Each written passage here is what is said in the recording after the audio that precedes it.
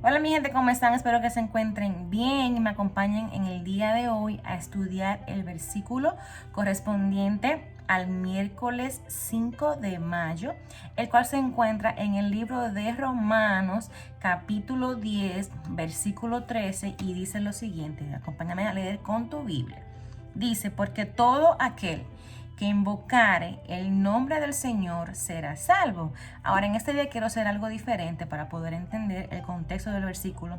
Quiero que me acompañes, si tú tienes Biblia, a la parte de atrás. Vamos a leer un poquito, por lo menos correspondiente a lo que es la Reina Valera del 1960, para leer una síntesis del libro de Romanos, porque me parece importante leerlo para tener una mayor claridad de lo que estaremos tocando, o el tema o el contexto específicamente del mismo versículo. Y dice lo siguiente.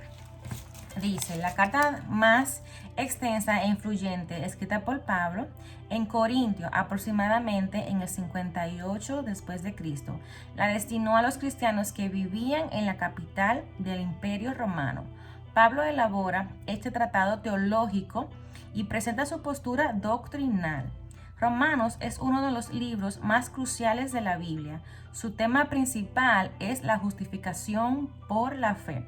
Algunos creían que los judíos tenían preeminencia con respecto a los gentiles. Pablo señala que Dios es justo en vista de que todos pecaron, tanto judíos como gentiles.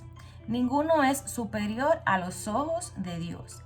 El contenido de esta epístola desarrolla diferentes aspectos: doctrinal, dispensacional y práctico. No sé qué es lo que me pasa en el día de hoy con las S, pero bueno, está mi amor volando. Entonces vamos a entender, como ya se los he explicado anteriormente, los gentiles se le denomina al grupo de personas que no son directamente descendientes de Abraham. Ya, eso es lo que es gentiles. Entonces, ¿por qué les quiero decir eso? Porque específicamente Pablo en el libro de Romanos trata con los judíos radicados en esa ciudad, en Roma, y también con los cristianos que no eran necesariamente judíos. ¿Qué sucede? Que aquí la ciudad de Roma no abrigaba judíos que habían exiliado o se habían trasladado a esta capital del imperio. Entonces allí había un grupo de judíos a los cuales Pablo les era, pues, y también incluyendo a los gentiles, pero específicamente a los judíos, a los cuales les era necesario, ¿no?, aclararle, como le aclaró el Espíritu Santo a Pedro, de que también la salvación era para los gentiles, de que nadie se podría, pues, justificar por cumplir la ley, por cuanto todos hemos pecado y estamos destituidos de la gloria de Dios. Y esto incluye tanto los judíos, quienes se pretenden o pretendían justificar ante Dios siguiendo supuestamente todos los estatutos de la ley. Y pues obviamente Pablo les quiere decir que pues que si hubiese sido así, pues en vano murió el Señor Jesucristo.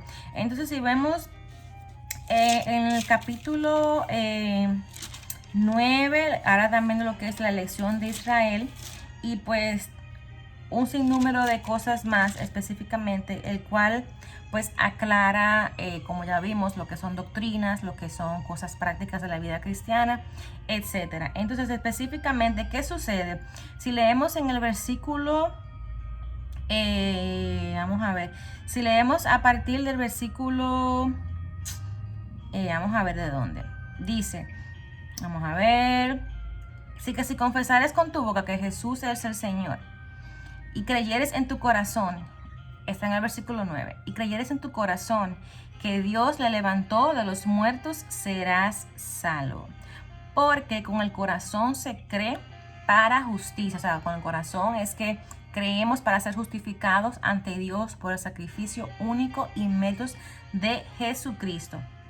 Pero con la boca se confiesa para salvación, pues la Escritura dice, todo aquel que en él creyere no será avergonzado. Eso está específicamente en Isaías 28, porque no hay diferencia. Aquí Pablo está pues diciendo que Dios no hace prácticamente acepción de personas, porque no hay diferencia entre judío y griego, pues el mismo Señor, pues el mismo que es Señor de todos, es rico para con todos los que le invocan. Entonces ahora viene el versículo del día. Porque todo aquel, o sea, todo aquel, judío como gentiles, como griegos, como romanos, como chinos, como de la India, como dominicanos, todo aquel, ¿no?, que invocare el nombre del Señor será salvo. Hay algo sumamente hermoso cuando estaba estudiando esta palabra y entendiendo qué significa, ¿no?, o qué Dios nos quiere decir con la palabra invocar, ¿no?, con la palabra clamar o llamar a alguien. Y mientras yo estaba estudiando esta palabra, bueno, como siempre, me di con cosas espectaculares, con cosas que Dios, wow, nunca me deja de sorprender. Entonces, como siempre, vamos a desglosar nuestras palabras claves. Específicamente, esta palabra que es invocar, se usó la palabra en el griego epikaleo. Y es interesante ver, ¿no?, el significado de esta palabra y al final, ¿qué quiere decir Dios con esta palabra invocar? Bueno, significa nombrar, pedir ayuda o apelar. Esto Pablo lo hizo, ¿no?, cuando se vio en una trifulca con los judíos defendiendo a Jesucristo. Y pues los judíos querían matar, los soldados romanos vinieron a ver qué estaba sucediendo y pues Pablo les explicó lo que estaba pasando. Entonces Pablo lo llevaron, para no hacer la historia corta, pues lo llevaron allí, aquí, acá. Y Pablo, al ver que pues no se daba con el fin del asunto, él dijo, como siendo ciudadano romano, ¿no?, pues a César apelo. O sea, es apelar ante una corte. O sea, yo quiero hablar con César directamente. Bueno, y también se habla de invocar confesando pues el nombre, en este caso, de Jesucristo. Pero ¿qué sucede? Para mí no fue suficiente, o sea, no lo que dice, pero entender qué es realmente. Cualquiera puede decir Señor Jesucristo.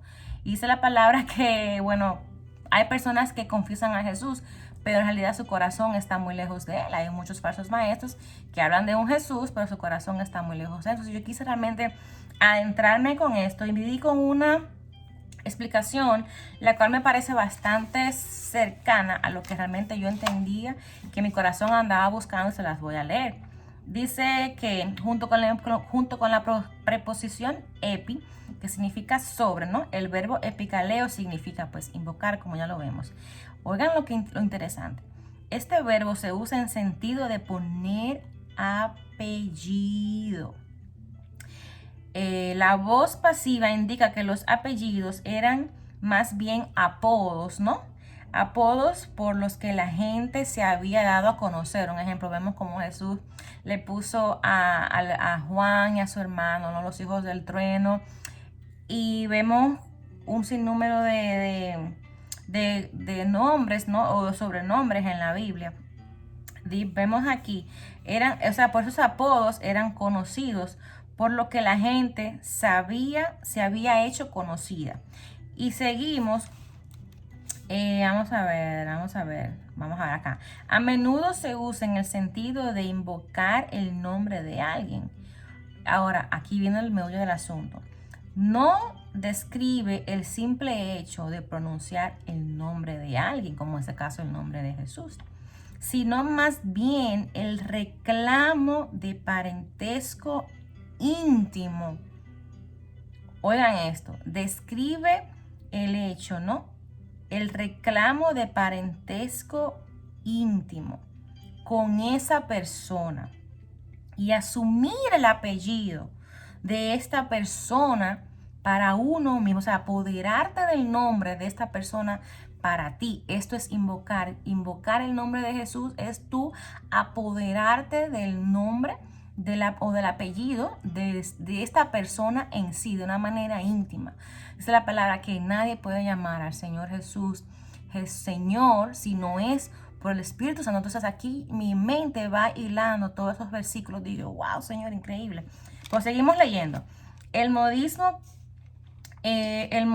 familiar de invocar el nombre del Señor no describe simplemente gritar el nombre, ¿no?, de la deidad, en este caso de Jesús, sino más bien reclamar el nombre de la deidad como propio, ¿no?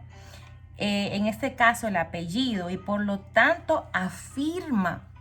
O sea, cuando yo me apodero del apellido de Jesucristo, que es Cristo, no Cristo, porque realmente entendemos que Jesús es el nombre, pero Cristo es un título, ¿no? Entonces, si vamos así, Jesús significa que vamos a ver qué significa el nombre de Jesús y qué significa Cristo. Entonces, aquí vamos a dejarlos ahí en su punto suspensivo. Entonces dice, no, nos apoderamos del apellido propio de esa deidad y por lo tanto afirmamos ser de su familia. La primera de Juan 1 dice que todos aquellos que le recibieron, ¿no?, a Jesucristo les dio la potestad de ser hechos hijos de Dios. Entonces aquí vemos este apoderamiento, ¿no?, de pertenecer a la familia de Dios por medio de nuestro Señor Jesús. Entonces aquí vemos esta idea, ¿no?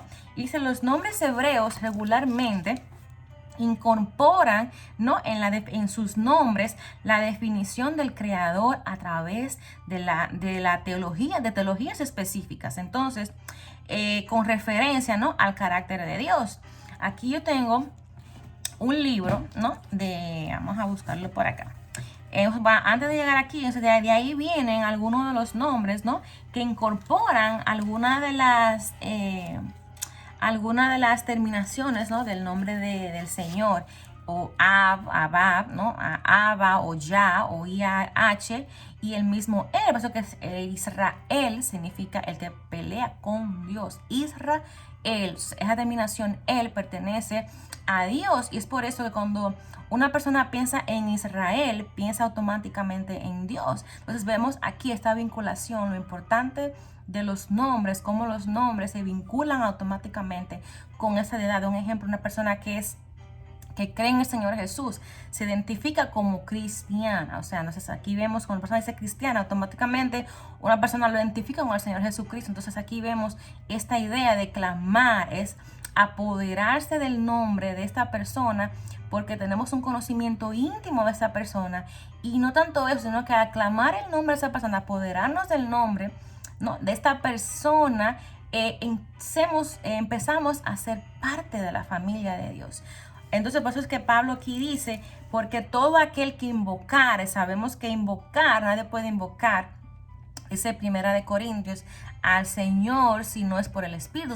Aquí vemos que en el momento que esa persona clama al Señor es porque el Espíritu Santo le ha dado convicción de pecados, y porque esta persona ha entendido la obra de Jesucristo en la cruz por medio del Espíritu. El Espíritu le está revelando a esta persona, ¿no?, que Jesucristo, que el Señor es Dios, y por medio de Jesucristo esta persona será salvo. Entonces aquí vemos algunos de los nombres, ¿no?, o títulos, mejor dicho, porque cuando vemos el Antiguo Testamento, recuerdo el momento en que Moisés, ¿no?, al Señor, Yahweh, se le aparece en la zarza ardiente ahí en el desierto, y cuando Moisés se acerca, que Dios lo llama, pues cuando están ahí hablando, ¿no?, y vamos a decir, negociando el ir de Moisés a Egipto a liberar al pueblo de Dios, Moisés le pregunta a Dios, pero cuando ellos me digan cómo se llama el Dios en el nombre de quien tú vienes de parte, o sea,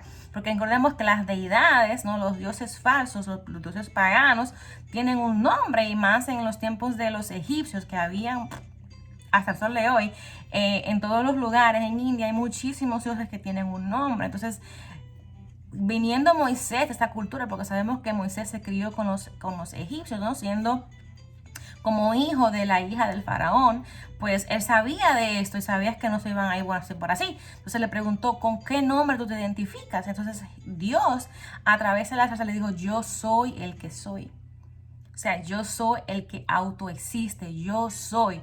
Yo no soy como un Dios cualquiera, yo soy Dios.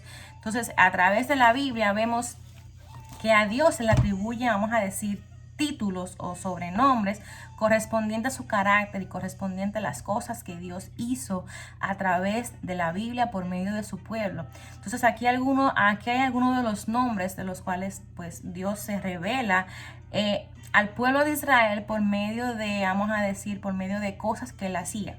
Entonces, un ejemplo, la palabra Adonai significa el Señor o mi gran Señor, o sea que Dios es el amo, ¿no? Y el Señor más Jesús, o sea que aquí quiero que le pongan un punto aparte porque vamos a retomar esta palabra Señor más adelante. Él, ¿no? Israel significa el fuerte, el Elohe Israel significa Dios, el Dios de Israel. Elohim significa, Elohim significa el creador todopoderoso. Entonces que en Génesis dice Bereshit, en el principio el Dios creó los cielos y la tierra, o sea, Elohim. Aquí está este plural de Dios, que bueno, esa fue la palabra que se usó. Dios creó, Elohim. El Olam, que es Dios eterno. El Roy, Dios que me ve. El Shaddai, el todo suficiente. Emmanuel.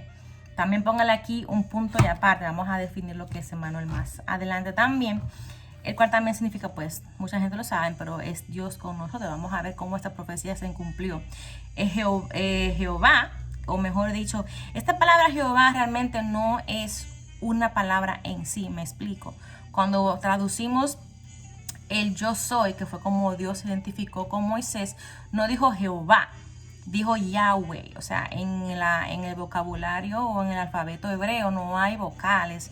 Entonces, según estudiosos de esta palabra, eso se oía como un aliento, como el sonido del aliento sonaba como con estas consonantes. O sea que el nombre de Dios en sí, el pueblo judío ni siquiera lo pronuncia porque para ellos es sagrado el nombre de Dios.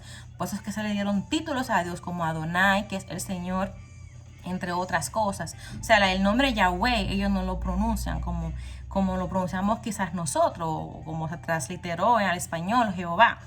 Jehová Jireh, que el Señor proveerá. Aquí, o sea, hay muchos. Y no quiero pues detenerme. Jehová Shalom, que ese Señor es paz. Yah, o Yahweh, ¿no? Que es el yo soy, el que soy, etcétera, etcétera. Entonces, muchos de esos títulos también, ¿no? Se le atribuyen a Jesús. Pero no quiero hacer este video muy largo, pero la verdad también se le atribuyen a Jesús porque también Jesús es Dios. Ahora, lo que quiero, si acaso lo quieren ver, está en este libro. Ahora, lo que yo quiero, la segunda palabra que yo quiero pues estudiar con ustedes es la palabra nombre, ¿no? Y se usó la palabra onoma.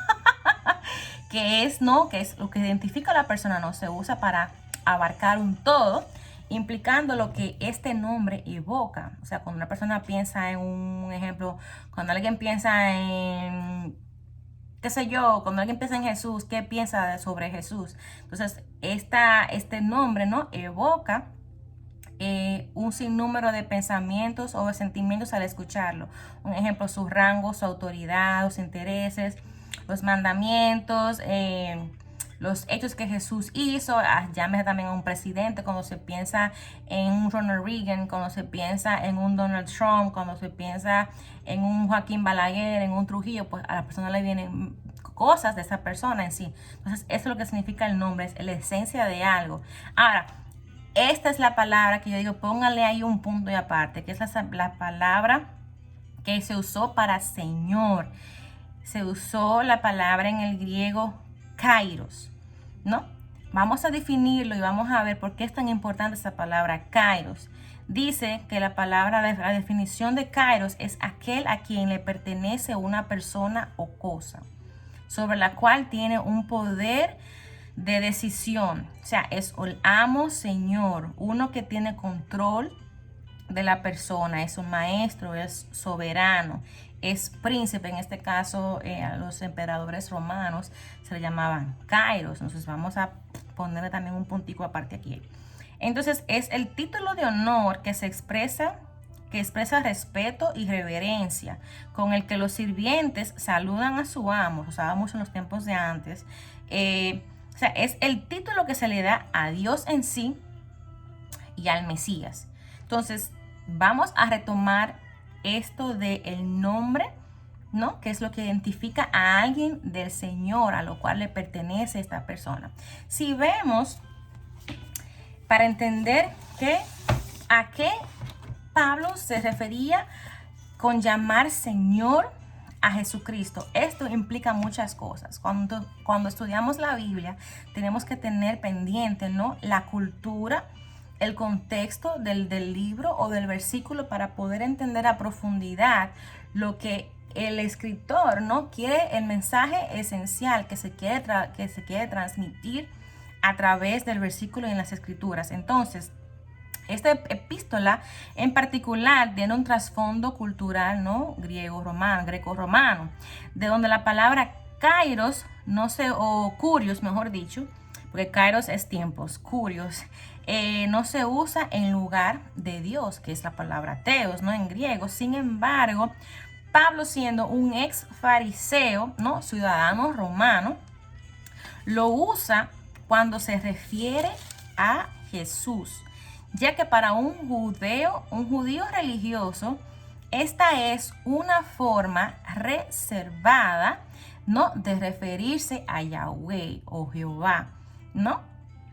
Que entonces, como sabemos que no pronuncian el nombre de Dios, porque para ellos es sagrado. Entonces, el llamar a Jesús Señor Jesús, o llamarlo Jesucristo, pues se estaba refiriendo en sí a Dios. Entonces, el punto central es que Jesús es el Hijo de Dios, ¿no? Ese es el punto central del Evangelio, y el punto central por el cual Pablo dice: todo aquel que invocar el nombre del Señor será salvo, ¿no? Es que Jesús es el Hijo de Dios, enviado por Dios, el cual trae salvación a la humanidad. Entonces, el punto de vista judío, llamar a Jesús Señor es llamarlo Dios en sí. Y llamar a Jesús ungido o Cristo, que es su nombre, es Jesús, pero su título, ¿no? Vamos a decir licenciado Jesús, vamos a decir su título, ¿no?, es ungido. O sea, es lo que Jesús vino a hacer, que es el Mesías. O sea, la palabra Cristo o ungido es el Mesías. O sea, para el pueblo de Israel entiende muy bien que al llamar a Jesús Mesías, está diciendo que ese es el Mesías, el enviado especial de Dios, el cual Dios ungió específicamente, porque en los tiempos de antes también el pueblo ungía a los reyes con aceite de oliva, el cual significaba la presencia del Espíritu Santo, la aprobación de Dios sobre este rey para un reinado. Entonces, los judíos tienen en mente de que cuando decimos que Jesús es el Señor, ¿no?, estamos diciendo que Jesús es Dios en el contexto en el que estamos hablando. Entonces, los judíos entienden de que Pablo está diciendo de que Jesús es Dios y solamente Dios nos puede salvar y solamente Dios nos puede perdonar los pecados. Por eso es que los fariseos le decían a Jesús: solamente Dios tiene autoridad de perdonar pecados. ¿Quién eres tú? Entonces, ya me están entendiendo por dónde yo voy. Esto es una exclamación importantísima de Pablo al público al cual se está refiriendo. Entonces, en Jeremías, específicamente también 23-24, la palabra para referirse al Señor, ¿no?, es la palabra kurios, y casualmente no es así. Y esta es la palabra que se usa en el griego, ¿no?, para referirse a Yahweh o a Jehová. Es la palabra también kurios, que es la palabra Señor. O sea, para no pronunciar el nombre Yahweh, se usa Señor.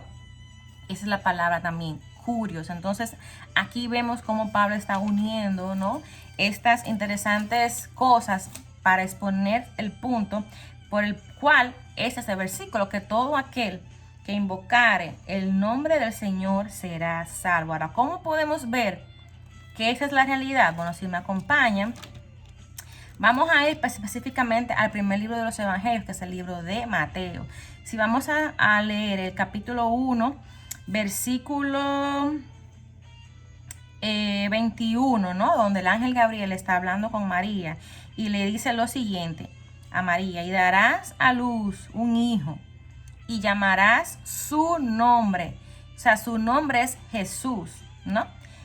¿Por qué? ¿Qué significa el nombre Jesús? Significa lo siguiente: porque Él salvará al pueblo de sus pecados. Aquí vemos cómo se cumple la profecía de Isaías, que también lo vemos en uno de los nombres de Dios, que significa Dios Emmanuel, es Dios con nosotros. Entonces aquí estamos viendo cómo Dios mismo se encarna, ¿no?